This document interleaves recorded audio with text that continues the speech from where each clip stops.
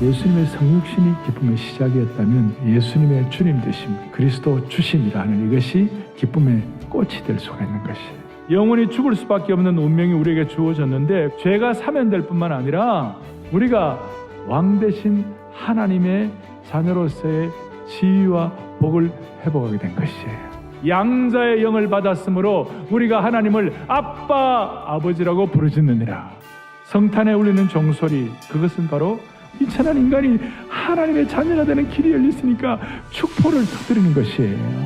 탈육신 시대의 허상을 처리하는 성육신과 그리스도의 구주되심의 실체를 기쁨을 통하여 우리에게 보여주시는 것이에요.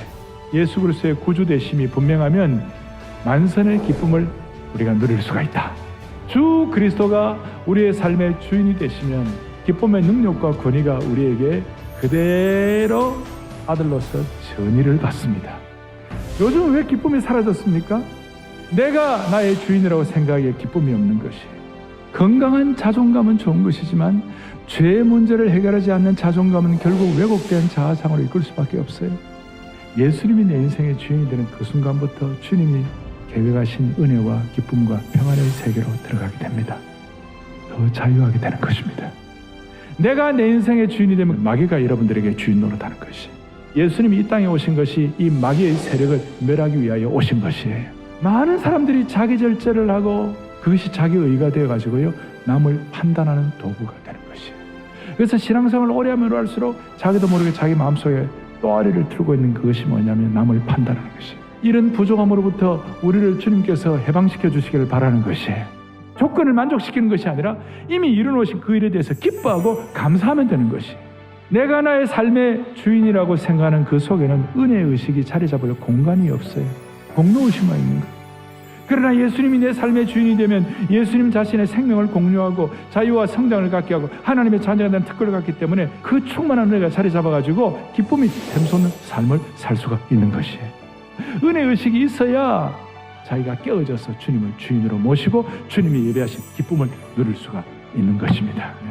예수님의 주인 되심이 모든 것을 초월하는 것이 부부의 삶의 어려움을 주님 초월하게 만들어주시는 것이 세상의 권력도 초월할 수가 있습니다. 초대교회 그 소박하고도 겉으로 볼 때 초라한 그 성도들이 예수님의 주인이시다. 그거 고백한 하나님의 백성들의 응징력 때문에 그 강력한 로마 제국이 항복을 하게 된 것입니다. 신앙생활에 몸이 건조하십니까? 메마르고 기쁨이 없습니까? 예수님을 인격적으로 주님, 나의 주님이시고 나의 하나님이심이라 계속 고백하게 될 때 여러분들이 예상치 못하던 하나님의 기쁨을 여러분들에게 허락해 주실 것이에요. 주님이 주인 되시면 하나님의 신적 계획을 통하여 참된 위로를 주시는 것이에요. 위로를 통한 기쁨이 있습니다.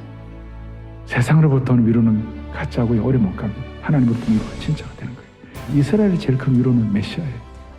이스라엘의 제일 큰 위로는 그리스도예요. 하나님으로부터만 위로를 기대하는 그 은혜가 있을 때에 주님이 주시는 기쁨을 유지할 수가 있는 것입니다. 현실의 어려움과 고통 속에 있다 하더라도 하나님은 기쁨의 자리로 우리를 데리고 갈 것입니다. 그럴 때 우리 인생 고통의 자리에 있지 아니하고 부활의 자리로, 기쁨의 자리로 올라가게 되는 것입니다. 이 기쁨이 여러분들의 상황을 초월하는 능력을 주시기를 소망합니다.